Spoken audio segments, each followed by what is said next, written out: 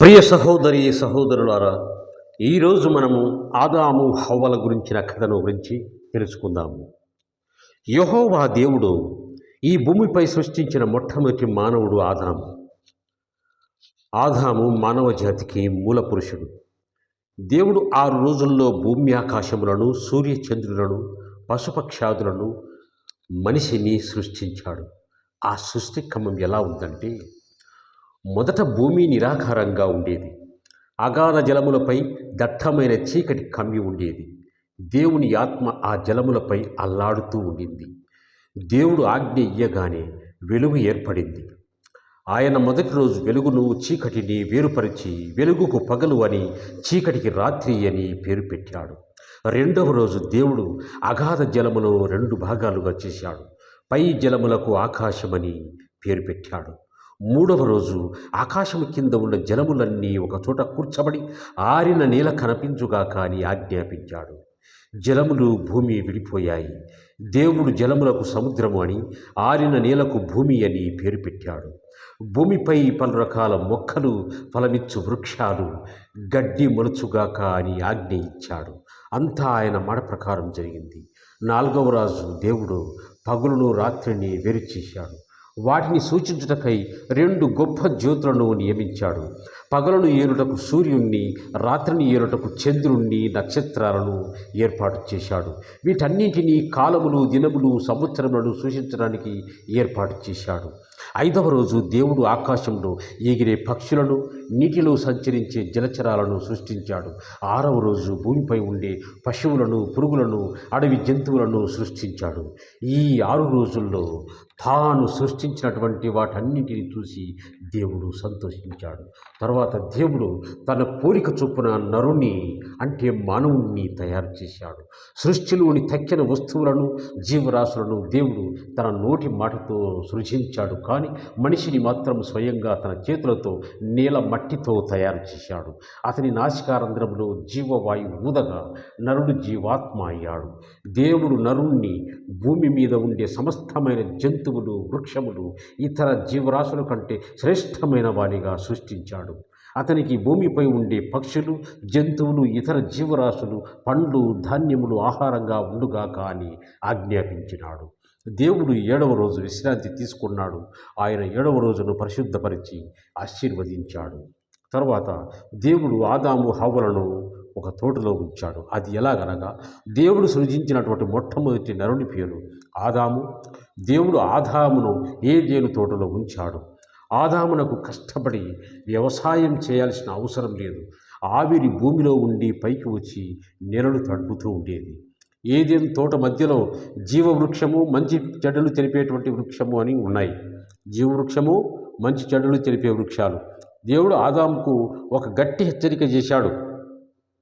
నీవు తోటలోని పండ్లన్నీ తినవచ్చు, అయితే మంచి చెడ్డలు తెలిపే వృక్షం యొక్క పండ్లు మాత్రం తినకూడదు.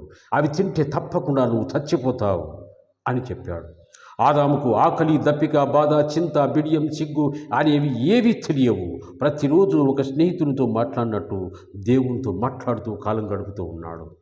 ఏదెను తోటలో తడపడానికి దేవుడు 4 నదులను ప్రవహింపజేశాడు. పీషోను, గీహోను, హెద్దికెలు, ఫరాతు అన్నటువంటి నదులు. ఆదాంపై భూమి ఉన్న ప్రతి జంతువుకు, పక్షికి, కీటకానికి పేర్లు పెట్టాడు. ఆదాం పెట్టిన పేర్లే వాటికి నేటికి కూడా స్థిరపడిపోయాయి. కొంతకాలం గడిచిపోయింది. సృష్టిలోని జీవరాశులన్నీ జంటలు జంటలుగా ఉన్నాయి. ఆదాం మాత్రం ఒంటరిగా ఏదెను తోటలో సంచరిస్తూ ఉన్నాడు. అతనికి ఎవరూ తోడు లేరు. ఈ లోటును దేవుడు గమనించాడు. ఆయన ఒకరోజు ఆదాముకు గాఢ నిద్ర కలుగజేశాడు. అతని పక్కటెముకలు తీసి దాని నుండి ఒక స్త్రీని తయారు చేశాడు. ఆమెను ఆదాము దగ్గరికి తీసుకొని వచ్చాడు. ఆ స్త్రీని చూసి ఆదాము చాలా సంతోషించాడు. నా ఎముకలలో ఒక ఎముక, నా మాంసంలో మాంసము. ఈమె నరుల్లో నుండి తీయబడింది కనుక నారీ అని పిలువబడుతుంది అన్నాడు. ఆదాము తన భార్యను చాలా ప్రేమగా చూసుకుంటున్నాడు.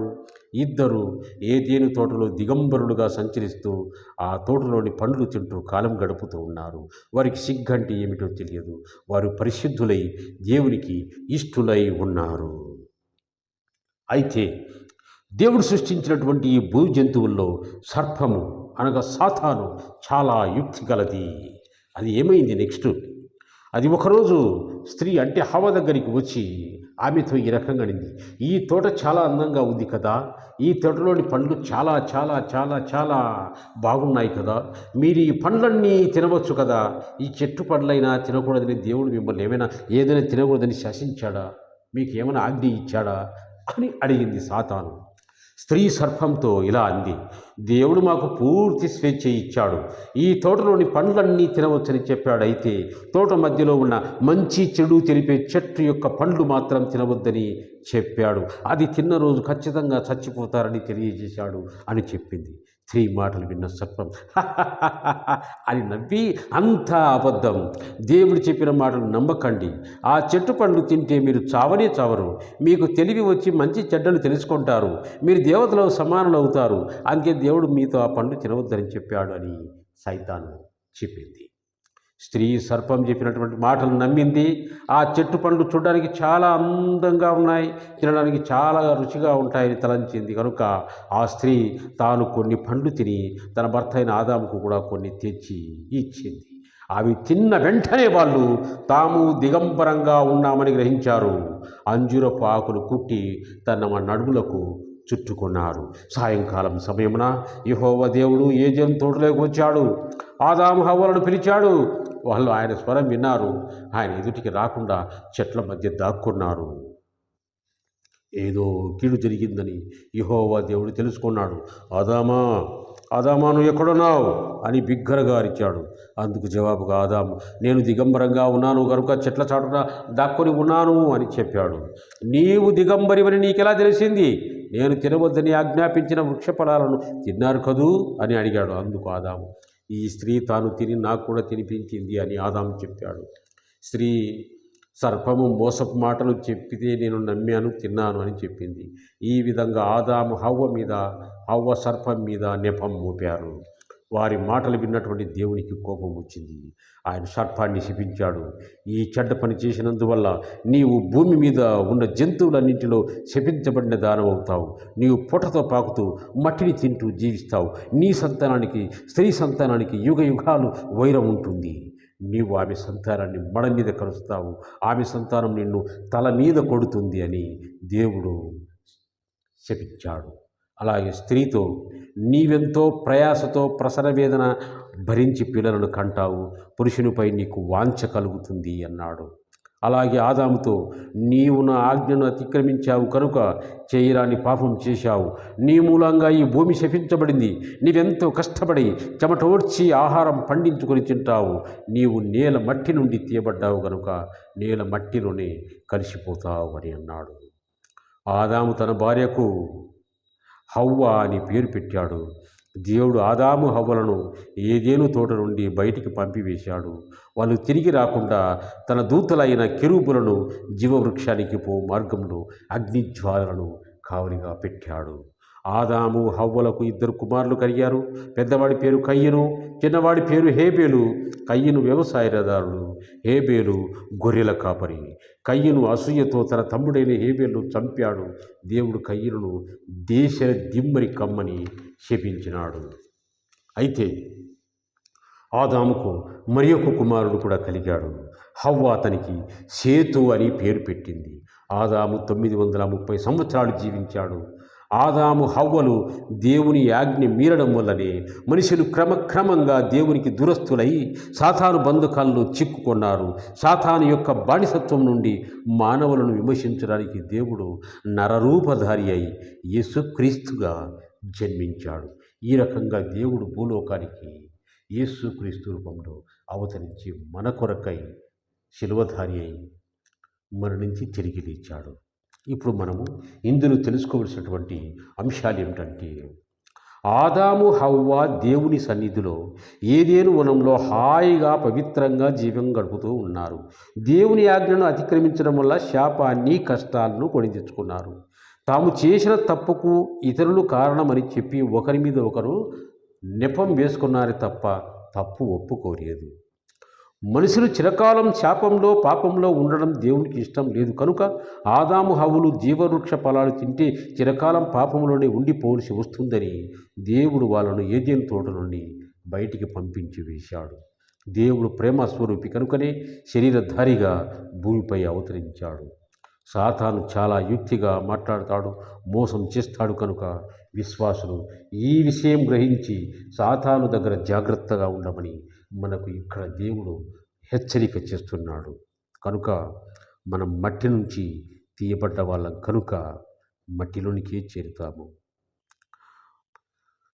మట్టి నుండి పుట్టిన వాని పోలిక ధరించిన ప్రకారము పరలోక సంబంధి పోలికయు ధరింతుము. ఈ ఆదాము హవ్వల యొక్క కథ మనం వినడానికి చాలా చాలా ఇంట్రెస్ట్గా ఉంది.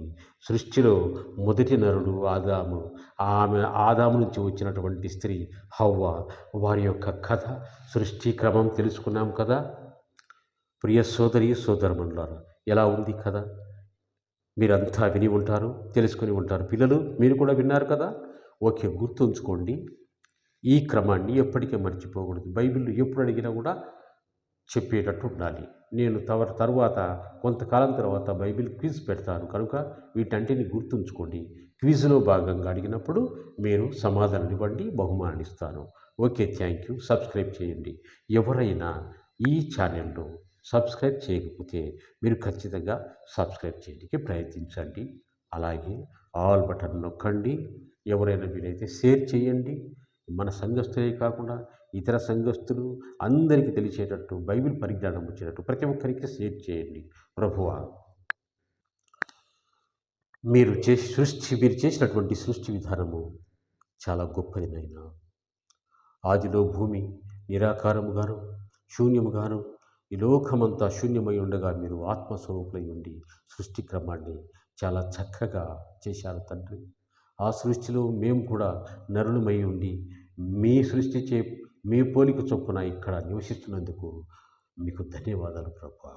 మా కోసం ఈ లోకానికి నరరూపధారిగా వచ్చి మా కొరకై శిలువలో మరణించి తిరిగి లేచిన గొప్ప తండ్రి, మీకు వేలాది స్తోత్రములు ప్రభువా. ఈ వాక్యమును, ఈ పాఠ్యాంశమును వింటున్న ప్రతి ప్రియుడు ప్రియురాలిని మెండుగా ఆశీర్వదించండి.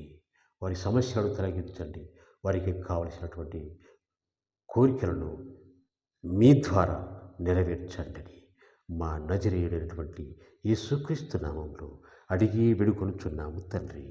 ఆమేన్, ఆమేన్, ఆమేన్.